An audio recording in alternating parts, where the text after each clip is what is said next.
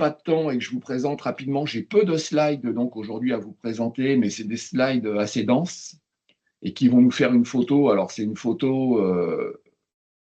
alors, je vous le dis tout de suite, je pense que vous voyez mon écran. C'est une photo qui concerne la production, donc c'est estimé.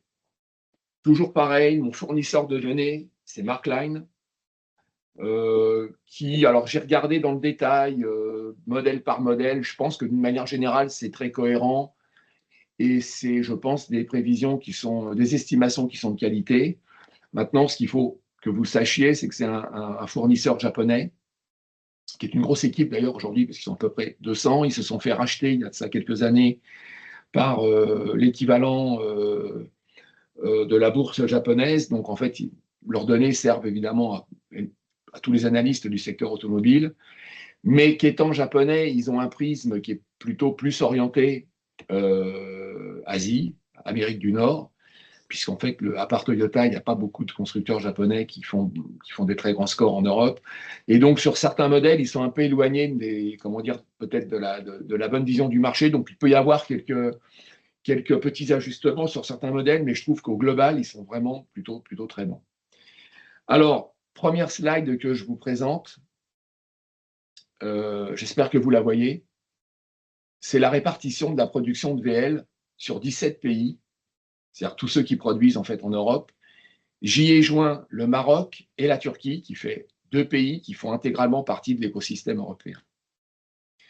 Sur la carte, vous avez évidemment le volume de production. À gauche, parce qu'on voit mal sur certains petits pays, je vous ai mis les volumes dans un tableau. Ce qu'il faut que vous ayez à l'idée, à l'esprit, c'est qu'en fait, ce sont des statistiques qui partent de mars 2025 jusqu'à février 26, c'est-à-dire les dernières stats qu'on a. Plutôt que de vous faire une année 25, vu qu'aujourd'hui on est déjà au mois de mars et qu'on a la production estimée de janvier et février, j'ai préféré vous faire ça sur 12 mois glissants de manière à avoir un peu plus la tendance de la production en Europe.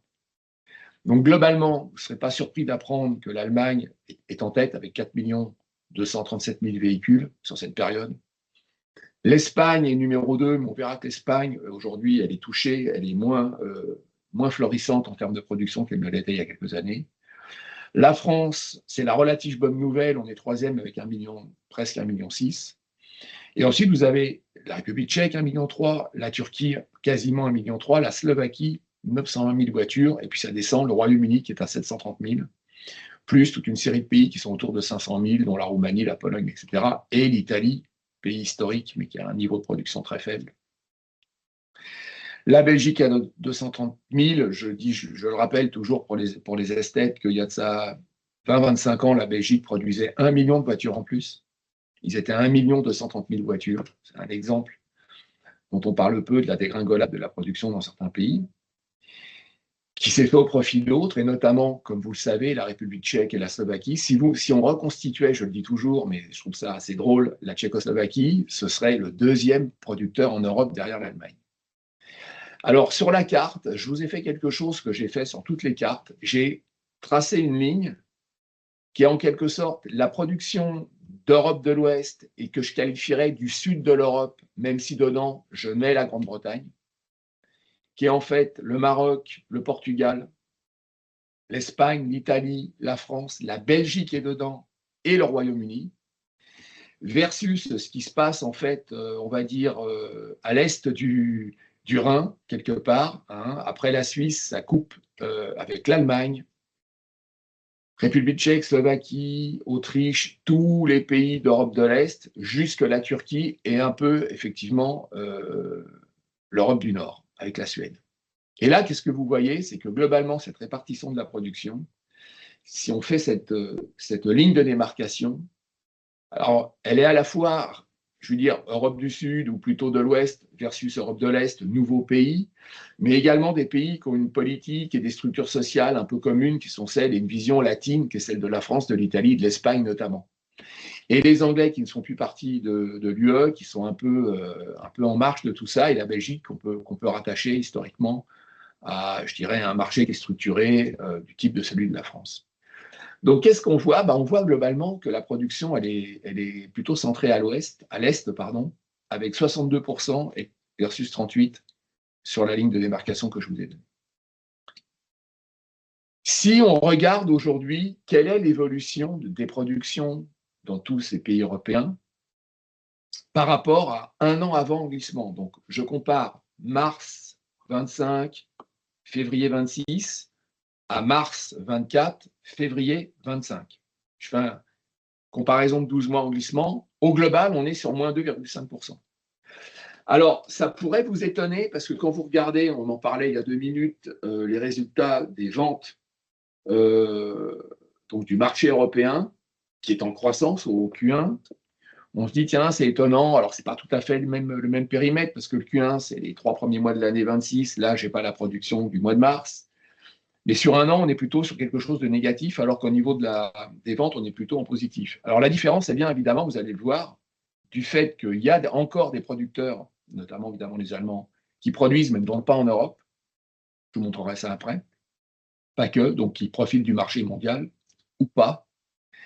Et puis, il y a toute une série, vous savez qu'il y a énormément d'importations parce qu'il y a des véhicules qui fonctionnent bien, notamment dans des groupes qui fonctionnent bien, du type Hyundai, Kia, pour ne parler que d'eux, mais il y a également Toyota, Lexus, etc. Il y a surtout BYD qui a triplé ses ventes en Europe, qui sont des voitures qui ne sont pas faites en Europe. Donc, vous savez que l'Europe, elle est toujours fortement importatrice de véhicules. Alors ça, je pourrais peut-être vous faire une petite analyse là-dessus, mais globalement, il y a beaucoup de productions qui sont faites au Mexique, de plusieurs constructeurs et de certains modèles. Historiquement, Volkswagen, maintenant, on a du BMW, on a Honda. Honda ne vend pas beaucoup de voitures en Europe, mais la plupart de celles qui vendent viennent du Mexique. On a évidemment toujours le Japon, qui est toujours bien situé. Alors, les constructeurs japonais en Europe n'ont pas des résultats extraordinaires, mais certains constructeurs, tout est fait au Japon ou en Asie. Mitsubishi, comme certains modèles, évidemment, de Nissan, même chez Toyota, Lexus intégralement, Mazda intégralement, Suzuki, bon. Et on a également un acteur qui est très important, qui est la Corée. La Corée, avec Hyundai, Kia, il y a une partie des modèles, alors certes, les plus vendus sont plutôt fabriqués en Europe de l'Est, mais il y en a certains qui viennent, et notamment des électriques, dont les sites de production sont exclusivement en Corée. Donc, tout ça fait qu'en fait, le marché européen, il fonctionne plutôt mieux, là, mais que ça ne se voit pas forcément en termes d'évolution de la prod. Alors là, vous avez la variation sur les différents pays. Globalement, il y a une bonne nouvelle. Vous voyez qu'il y a 2 pays dont la production augmente sensiblement. C'est la Turquie avec plus 7 et la France. Génial, parce qu'on n'avait pas vu ça depuis longtemps en France. Et ça s'est plutôt accru, puisque la dernière fois que je vous avais parlé d'une variation qui était sur une période on avait 3 mois en moins, 3-4 mois en moins, la France, on était à peu près à plus 8. Donc ça s'est un peu accéléré. Vous voyez autour de nous l'Italie qui a un faible niveau, puisqu'ils sont à peu près à 520 000 voitures, c'est moins 1,2, mais ce n'est pas significatif. L'Allemagne, très forte production, mais qui ne bouge pas, plus 0,5. Au niveau des pays de l'Est, c'est plutôt en retrait. Pologne, moins 6,7, puisque évidemment, l'usine Stellantis ne tourne pas du tout comme ils l'avaient imaginé. Mais vous avez une République tchèque qui fait encore plus 3,8, légère baisse en Slovaquie, Roumanie, ça ne bouge quasiment pas. Ce qu'il faut noter, c'est que dans le nord de l'Europe, on est quand même à moins 8. Qu'au Royaume-Uni, on est à moins 15. Donc après plusieurs années très, très, très mauvaises, au Royaume-Uni, aujourd'hui, vous avez vu que sur la tendance, ils sont à 700 000 voitures, 750. Ils étaient à 1,3 million il n'y a pas très très longtemps. Ils étaient remontés d'ailleurs. L'Espagne continue sa descente et le Portugal fait moins 16 aussi.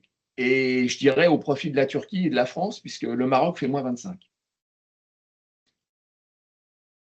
Si maintenant on regarde un peu plus dans le détail ce qui se passe dans les 6 premiers marchés, toujours mars 25, février 26. Si vous regardez l'Allemagne, c'est intéressant de constater que le premier segment qui est produit en Allemagne, c'est du SUV du segment C, avec 1 100 000 voitures, 27% de la prod. Suivent le C, 23, le SUV du segment D, 16, avec quand même des volumes importants, les berlines du segment D, quand même presque 600 000 voitures, 14%, le segment E, le segment F, c'est de la voiture qui a à partir de 100, 120, 130 000 euros, c'est de la berline, avec des volumes quand même conséquents pour ce type de voiture. Les light trucks, c'est du SUV. quelques MPV, très très peu, c'est chez Volkswagen, et encore, il doit y avoir une Cupra, je crois, un peu. Et puis, quasiment pas de SUV-B, c'est un tout petit peu, il y a une ligne qui fabrique un modèle de T-Roc, qui n'a rien. Donc, ce que vous voyez, c'est qu'en Allemagne, il n'y a pas de segment B. Le SUV du segment B, évidemment, il n'y a pas de A, est quasiment inexistant, mais il n'y a pas non plus de SUV du segment E. En revanche, avant de vous parler de celui qui est deuxième et troisième, vous voyez que la production allemande, elle est très corrélée à la tchèque et à la slovaque. Tchécoslovaquie, hein, pour reprendre les vieux termes, Tchéquie, premier, production de SUV du segment C, 43%. Mais ils ont du B, à peu près 20%, 16% de berline C, évidemment, avec Skoda. Et puis derrière, il y a du SUV là, c'est les seuls. Hein. L'Aigo Cross, c'est la seule voiture du segment A, en plus un SUV A, qui est produite aujourd'hui en Europe. Il n'y a plus rien d'autre. Les quelques véhicules que vous voyez dans le segment A, Picanto, qui sont des voitures d'ailleurs tout à fait, qui rencontrent du succès, parce qu'il n'y a plus les constructeurs européens, la Up a disparu, il n'y a plus de 107, il va y avoir maintenant la Twingo, mais pour le moment, on repart quasiment de zéro. Tout est produit ailleurs, notamment en Asie, plus en Europe. Je sais que les constructeurs vont, notamment chez Stellantis, ils vont revenir sur le segment, parce que ça me paraît une erreur énorme. Ce qui reste est produit en République tchèque. Un peu de SUV-B, un peu de D. Si vous mettez la Slovaquie, c'est elle qui produit quasiment tous les SUV du segment E des constructeurs allemands. Et il y a également du C, SUV-C. Donc, une production qui, pour ce qui est des SUV C et E, est en phase avec l'allemande et reprend ce qui manque en Allemagne, en fait, c'est-à-dire un peu de B et un peu de SUV également du segment B. Il n'y en a pas énormément, ce n'est pas les champions de ce segment, mais il y en a quand même en République tchèque, en Slovaquie. Si vous prenez le numéro 2, qui est l'Espagne avec 2 millions, bah, l'Espagne, c'est l'inverse. C'est-à-dire qu'elle récupère quasiment la très grande majorité des SUV B qui ne sont pas produits par les constructeurs allemands du côté de l'Allemagne, de la Tchéquie et de la Slovaquie, mais également du côté de Renault, puisque Renault produit son SUV B en Espagne, donc c'est quand même 500 000 productions. Il y a du véhicule du segment B, de la petite berline avec 20%, du SUV-C aussi, fort, 400 000, 19%. Là aussi, on commence à voir apparaître les VUL. C'est le premier pays qui commence à faire des VUL de manière conséquente, avec 380 000. Et puis ensuite, on a un peu de C, du SUV-D très peu, du MPV quasiment pas et du D quasiment pas. Et on a la France, qui est troisième. Et la France, eh ben, en fait, elle a une caractéristique que vous connaissez, mais qu'on a plus du tiers de nos ventes, de nos productions, pardon, qui sont sur du SUV, qu'on appelle le light truck, c'est-à-dire en gros nos VUL, quoi. C'est-à-dire toutes les usines du Nord qui aujourd'hui fabriquent tous les VUL, alors pas de toute la gamme Renault, de toute la gamme Stellantis, puisqu'on va voir qu'ils produisent beaucoup ailleurs aussi. Mais en tout cas, en France, il y a 560 000 voitures à peu près, qui est le trend qu'on connaît, qui est du VUL. Qu'est-ce qui vient après? Ça, c'est grâce un peu à la Moka, beaucoup à Toyota, du SUV-B. Et je me demande si la 4L n'est pas dedans, faudrait que je regarde. Bon, qui est quand même 18% de nos productions. Du SUV-C, ça c'est principalement du Stellantis. Un peu de B, maintenant beaucoup qui grâce aux véhicules électriques en fait, hein, le B, parce qu'on avait quasiment perdu tout le B. On a du C, 140, un peu de berline, un peu de MPV, très peu de SUV-D, on a quelques DS qui restent, et puis on n'a quasiment plus rien en E et en D, c'est de l'Alpine. Voilà. Ensuite, on finit comment dans le top 6? Vous avez la Turquie, et la Turquie, elle se rapproche de la France en ce sens qu'elle a 35% de sa production qui est faite pour des VUL, avec un volume élevé, hein, 440 000 véhicules. Alors, je sais, vous avez dû voir dans la presse que là, à partir du mois de juin, mais uniquement en France, l'EcoScore devrait pénaliser les VUL qui ne sont pas produits dans l'UE. Donc, il est possible que ça marque, que ce soit un peu fait à notre profit, puisqu'ils ne pourront plus bénéficier de certaines aides. Je ne sais pas quelle est l'élasticité, on verra, mais sur le marché français, c'est sûr que ça ne peut que favoriser, ce qui est une très bonne chose, la production de nos constructeurs nationaux, et notamment en France. Voilà. Donc, une Turquie qui est Alors, on voit originellement comment la Turquie s'est placée, hein. C'est du VUL, ça c'est plus récent. Du B, évidemment, c'est principalement Renault qui fabrique toutes ces Clio. Dans le VUL, je crois que c'est un gros centre de production, c'est le principal, on verra, de Ford, mais également de Volkswagen. Il y a un peu de SUV du segment C, un peu de C, du A, beaucoup pour de la consommation locale, des voitures qui sont plutôt immatriculées en Turquie, mais voilà, un pays qui est quand même aujourd'hui à 1 300 000 véhicules. Si on reprend et qu'on fait une synthèse au niveau européen, qu'on regarde au global, de quoi s'aperçoit-on? Eh bien, on s'aperçoit que le premier type de carrosserie qui est produite en Europe, ce sont les SUV du segment C qui font 27% de la prod.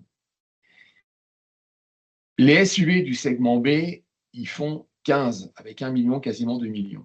Les véhicules B, historiquement, vous voyez, qui étaient les premiers en Europe, on voit qu'aujourd'hui, eh ben, ce n'est plus le cas. Ils ont été doublés par les SUV du segment B. Donc les berlines B, c'est quand même encore 2 millions de voitures, donc à 15%. Les véhicules C, berline, pareil, à peu près 2 millions. Là, on a vraiment trois niveaux de carrosserie et trois segments qui sont à peu près au même niveau de volume. C'est impressionnant, ça frôle les 2 millions. Et le SUVD qui fait à peu près 1,1 million avec 8, ça représente 8%. Et là, je vous ai fait un petit trait parce qu'en fait, vous avez sur ces 5 premiers segments 80% de la prod européenne. Viennent ensuite le D, le SUVE, qui sont quand même des volumes et surtout de la valeur. Alors, je pourrais peut-être un jour vous mettre en face la valeur parce qu'effectivement, en termes de volume, le SUVD, c'est évidemment, vous voyez que tout ce qui suit fait 20%, mais en fait, c'est 20% qui, à mon avis, en valeur, fait 50% de la totale. On regardera ça de plus près. Et évidemment, on fait 2 millions de VUL, et dans les light trucks, vous avez les light trucks, c'est-à-dire les vrais VUL, les autres, ce sont des dérivés de berline, qui est devenu très marginal d'ailleurs, ou de MPV. Donc au total, on est sur 15 millions 2 contre 15 millions 6 un an plus tôt, ça fait à peu près une baisse de 2,5%, comme je vous l'avais dit. Et ce qui est intéressant, c'est de voir qu'on a pratiquement 48% de véhicules produits qui sont des SUV. Et ça, ce n'est pas à la baisse. On a même légèrement augmenté. Alors, si je vous montre, si on fait un zoom, tiens, sur les 5 premières typologies de véhicules vendus qui font 80% de notre production. Si vous prenez le SUV C, eh ben, vous avez une carte qui est vraiment très parlante, c'est-à-dire que vous voyez, toujours avec ma ligne de démarcation, ouest-est, pays latins, plus Royaume-Uni, avec même le Maroc, mais le Maroc, il ne produit rien dans ce domaine. Vous avez 30% des productions qui sont à l'ouest, mais 70% qui sont à l'est.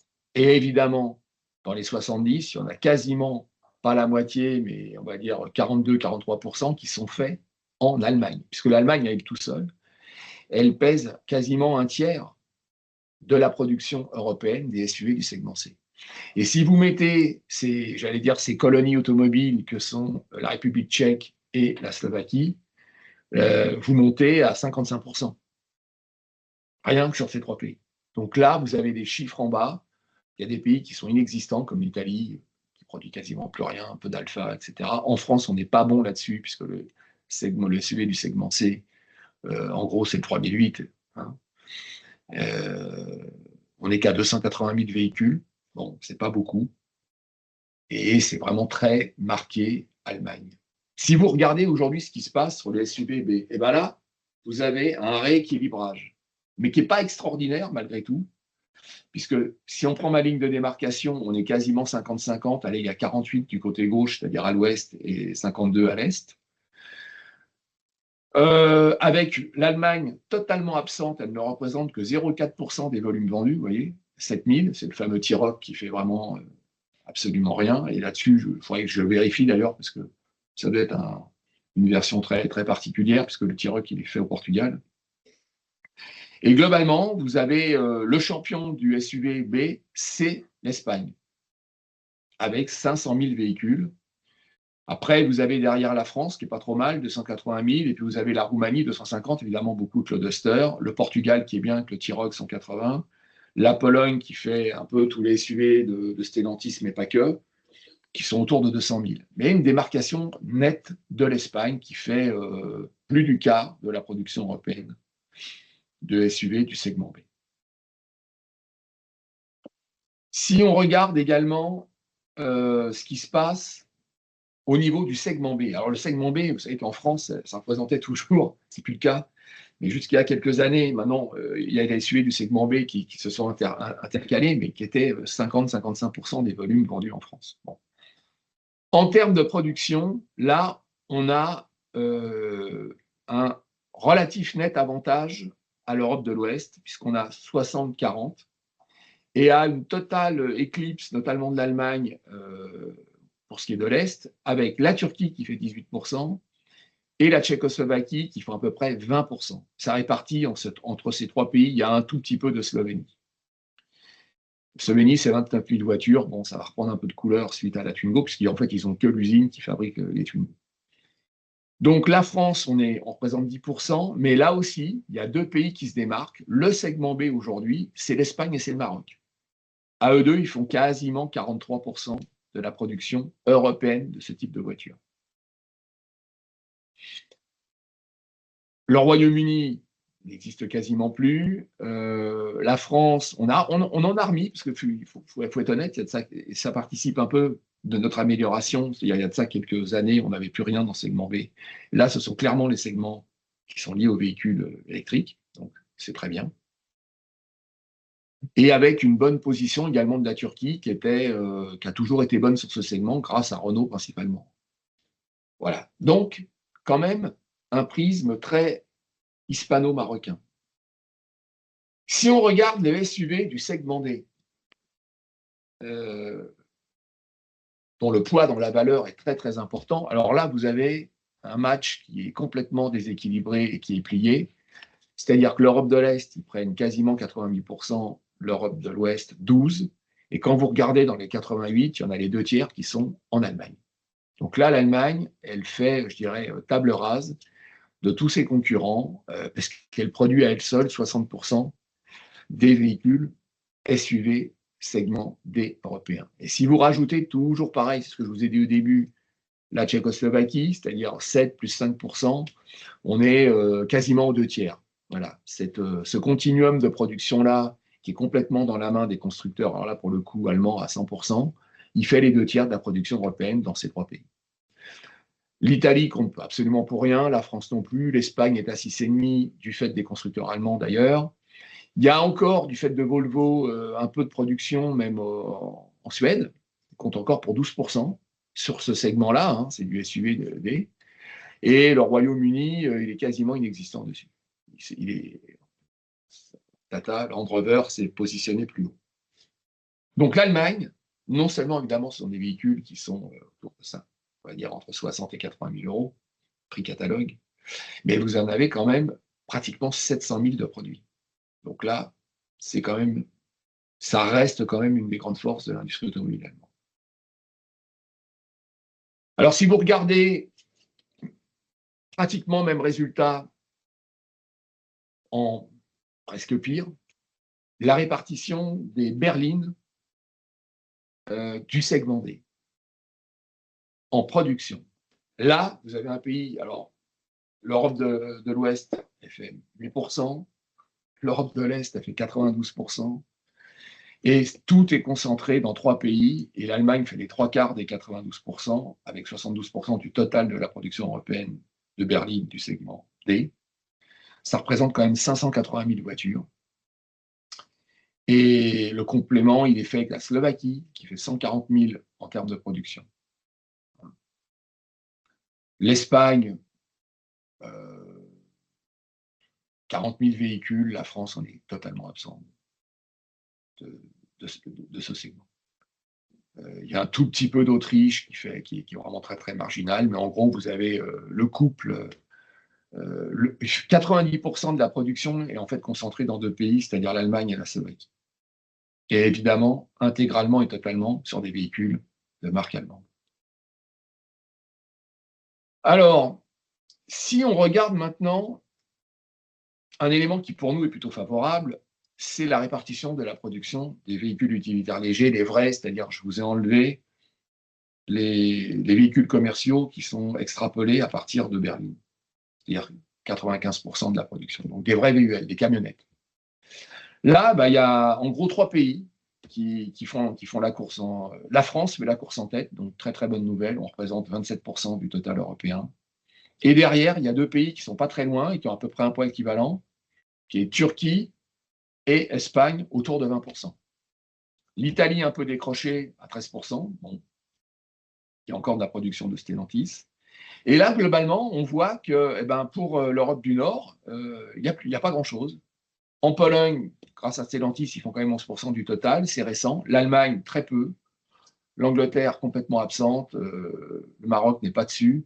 Donc, vous voyez qu'aujourd'hui, bah, c'est une production qui est quasiment aux 2 tiers. Allez, 62% est à l'ouest, 38% à l'est, mais c'est un est qui est en fait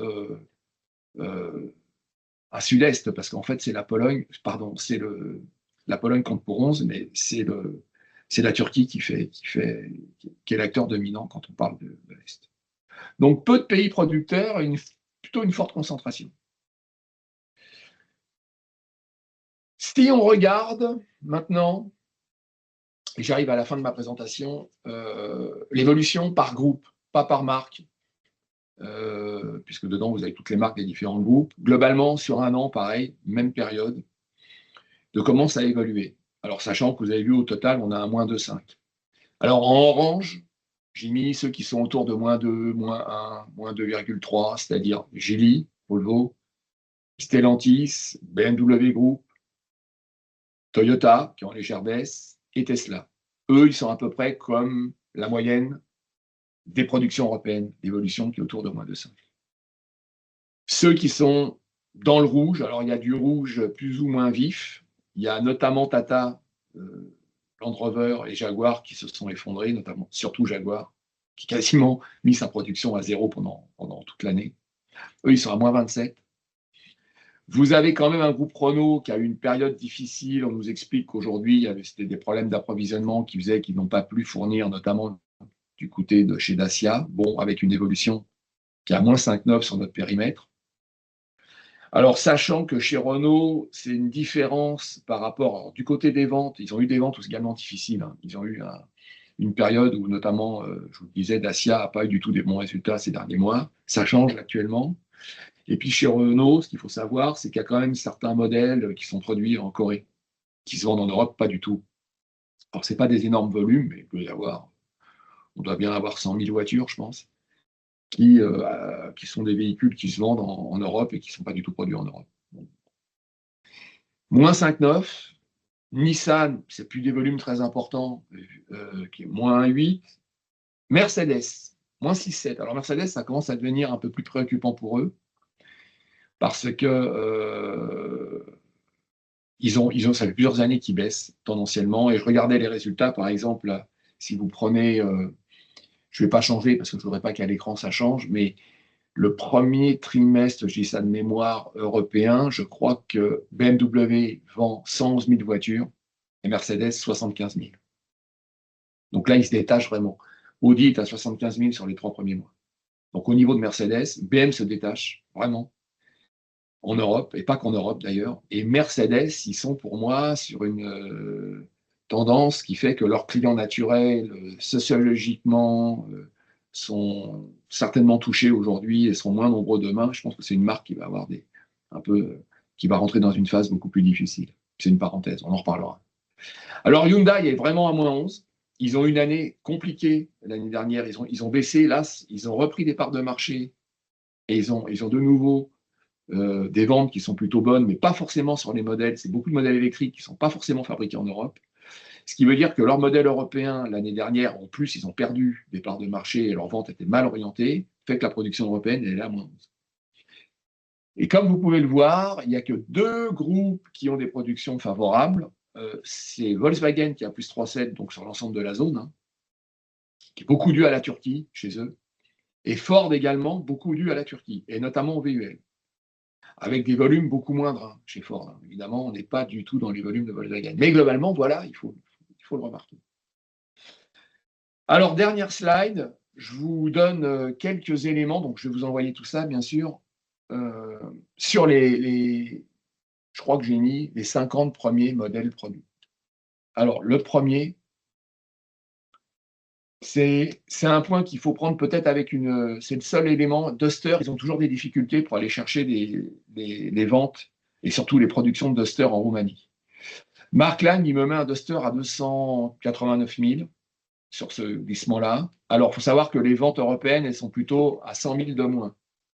Ce qui voudrait dire, si le chiffre est bon et il demande à être confirmé, c'est celui-ci qui me pose un peu de problème, qu'il y aurait 30% de Duster exportés. Ce qui est possible.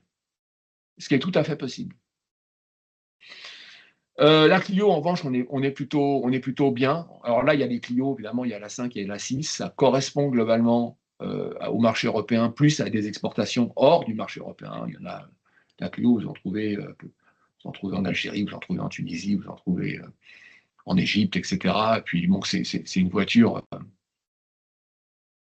et qui. C'est pas un énorme filet, hein, mais quelques 20 ou 30 000 voitures qui sont exportées hors de l'UE et de la zone que je vous ai présentée. Vient ensuite l'EcoSport Puma, qui a à peu près 250 000 voitures. Le Tiguan. Alors, le Tiguan, moi, j'ai calculé, j'ai regardé un peu par rapport aux ventes, si vous voulez, dans le même domaine, il y a à peu près 17% de la production qui est exportée. Le X1, c'est 40%. La Golf, la Yaris, la Corsa, c'est des voitures qui sont globalement vendues en Europe. Ça correspond à peu près à leur niveau de vente. Après, il y a un décalage d'un mois, 5-6 semaines entre la date où la voiture est produite et où elle est vendue, où elle est livrée. Le 2008, on est tout à fait dans ces volumes de vente. Ce n'est pas le cas du GLC, du GLK, où là, vous avez un tiers des ventes qui sont clairement vendues hors d'Europe. Tucson, c'est à peu près bon. Le 3008, vous voyez, on a à peu près les bons niveaux. C'est vraiment que du marché européen. L'Audi A3, ce n'est pas l'Audi qui est la plus exportée. Il y a à peu près 17% des volumes exportés hors d'Europe. Vient ensuite Sportage C3. Audi A5, quasiment 1 sur 2. En vente, en Europe, on a un trend de 70 000 voitures. Ouais. Donc, à peu près 1 sur 2 qui est exportée. L'Octavia, ça, en revanche, c'est bien pour l'Europe. La Yaris, c'est bon. Le Capture, c'est tout à fait les volumes de vente que vous connaissez. Le XC60, donc là, ça participe, vous vous souvenez, du segment C, produit en Suède. Ben, il y a des volumes importants de production parce qu'il y a 30% d'exportation hors de notre marché. Alors, le Ducato, alors je vous ai mis en bleu, j'aurais dû le mettre en bleu, le Ducato, parce qu'il est chez Stellantis, et puis en jaune, je vous ai mis ce qui était produit chez Renault. Donc, le Ducato, ça correspond à ses ventes. La BMW série 1, vous avez pratiquement 57% des voitures, 55-57 qui sont exportées. C'est également avec un chiffre beaucoup moins important. La Mini, par exemple, aujourd'hui, j'ai regardé, ça se vend pratiquement plus hors d'Europe. Il y a eu un phénomène de mode il y a quelques années, notamment un peu aux États-Unis. Ils arrivaient en immatriculé à peu près 40 000. C'est plus le cas aujourd'hui. Donc, c'est une voiture qu'on retrouve dans beaucoup de pays, mais avec des volumes très, très petits. Donc, là, c'est le modèle Mini 3 portes. Le CHR, fabriqué en Turquie, complètement pour l'Europe, T-Cross, etc. Alors, la classe E, donc la berline, plus d'1 sur 2 est exportée hors d'Europe, évidemment. Elle est produite en Chine aussi, pour le marché chinois, mais pour tous les autres marchés, elle est produite en Allemagne. On a également le cas du Sprinter, qui est tout à fait particulier, qui est un VUL Mercedes, qui est également beaucoup exporté. Et puis, vous avez ensuite le Kodiaq, le Fabia, ça correspond au volume de vente européen. Le Master, alors le Master de Renault se vend également très très bien, hors d'Europe, comme le GLA, 30%, 31% du trafic qui est exporté, qui est une production d'à peu près 100 000. Et puis 25% pour l'Audi 6, et même un tiers des Kangoo, qui sont, moi quand je regarde, alors c'est une estimation que je fais, hein, par rapport au volume de vente, qui me sont également fournis par Mark Line. Donc je pense que c'est à peu près cohérent, mais vous voyez que notamment sur certains produits, heureusement d'ailleurs, pas que allemand, on vend, alors nous c'est du UL, on vend hors d'Europe. Mais sinon, toutes les autres productions sont complètement corrélées à leur vente européenne. Et après, comme je vous l'ai dit en début de séance, le niveau global des ventes européennes, il dépend globalement des accords qu'on a de libre-échange, on en a beaucoup avec beaucoup de pays, et sur les politiques de certains constructeurs qui font fabriquer dans ces pays avec lesquels on a des accords de libre-échange. La conclusion, c'est quand même, c'est que dans un environnement très compliqué, la France en fait quand même plus 10. Il faut vraiment croiser les doigts pour que Renault continue et que PSA rencontre également du succès sur des véhicules électriques produits chez nous. On sait que le Scénic, on a des bruits comme quoi le Scénic partirait en Espagne. Alors, c'est pas des très gros volumes, mais quand même, c'est quand même inquiétant. Parce qu'on a vendu. Ouais, François. Ouais, je viens de voir le mail du mec, hein, de Leleu. Voilà. Là. Bon, écoutez, moi j'ai terminé. Ils vont organiser un taxi chez toi? Je vous remercie tous beaucoup. On va vous envoyer les éléments, je pense qu'on vous les enverra lundi. Je vais modifier 2-3 petits éléments là dont je vous ai parlé, notamment. Voilà. Et puis, si vous avez des questions, n'hésitez pas à me contacter par mail si vous voulez des données Excel ou des éléments, des compléments d'information. Je suis à votre disposition. Voilà. Et écoutez, c'est bon. 43 minutes, c'est génial. On a fait moins que prévu. Je vous souhaite une excellente journée. Pour ceux qui sont en vacances, bonnes vacances ou qui vont l'être. Et puis, bah, écoutez, on se retrouve la semaine prochaine. Vous aurez un observatoire des marchés. Voilà. Très bonne journée. Et Merci, à très bonne bientôt. journée à toi. Merci pour la présentation. Merci, à bientôt. Merci à vous.